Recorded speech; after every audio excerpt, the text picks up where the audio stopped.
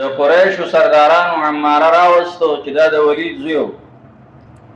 او ابو طالب ته وی چې دا موږ راوستل او دا کاله درکو د په شانتي ځوان چې دا په عربو کې نشته. ابو طالب ورته سلام راوستل ولی د بنو مخزوم میندو چې دینو بچی نیلام کول شروع کړل چې بچیش نیلام کوي بچی خرڅي دا په 100 روپے خرڅوي وای راته ای ورته نه دا مونږ تعالی درکو د قیمت دار چې ته مونږ خپل واره راکې نه ابو طالب ورته زما د واره سره به تاسو څه کوي نه غزين ورته یو کس आवाज ورک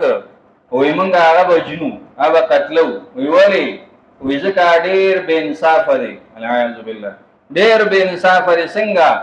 وې ته ګورنه د عرب په خپل مینس کې چې دښمنه پیدا کړی پلار زوی ته درولې او زوی پلار ته درولې او ورور ته درولې دا اختلافات او دا دښمنه چې د پیدا کړ چې د مخه لري کو چې خبره چرې نه ختم شي.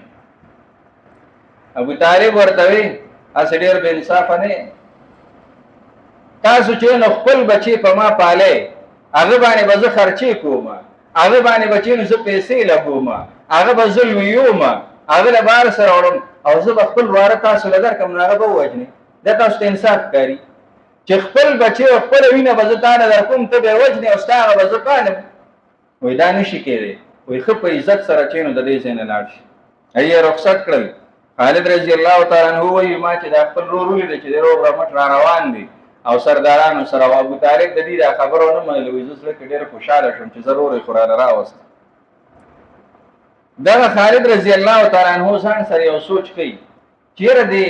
محمد صلی الله علیه وسلم د تمنګ سره نقصان ورسو د مونږ له سکري څه نقصان را تر رسول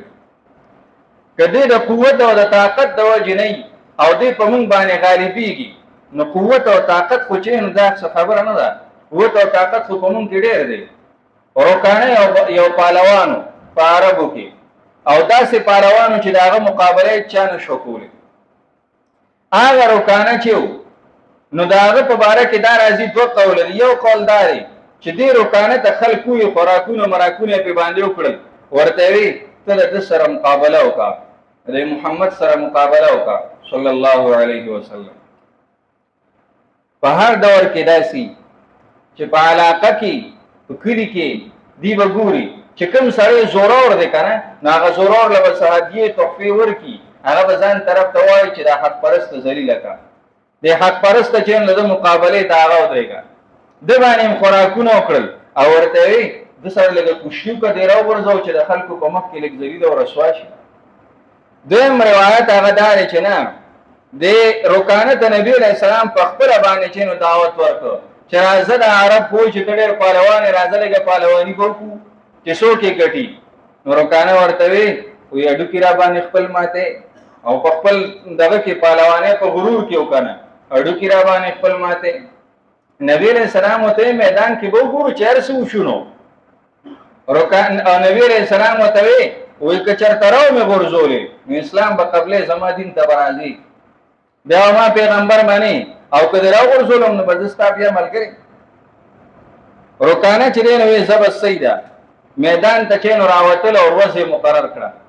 چیرې په دغه ټیم باندې مقابله کو په عربو کې خبره خورا شو چې د رکانه سره به مقابله کیږي کشتی به کیږي او څوک به سره کوي د ابو طالب او عرب به سره کوي چې نو محمد دی او چې ځان ته پیغمبر وای صلی الله علیه وسلم. او شو داسي چې رکانه هغه میدان تراوي او نبی علیہ السلام عمره نبی علیہ السلام داسې مینس کې ولار دي او دا رکانه ته نګیر چاپیره تاوی لکه د ازمري چې میدان تراشي او ښکار دي مینس کې دې ته نګیر چاپیره تاویږي ډېر په غرور او په تکبر باندې داسې تاویږي او نبی علیہ السلام ورته پر سترګو کې داسې ګور سترګې ول سترګو کې چولې او ګوري ورته سکیږي بیا ان شاء الله سبا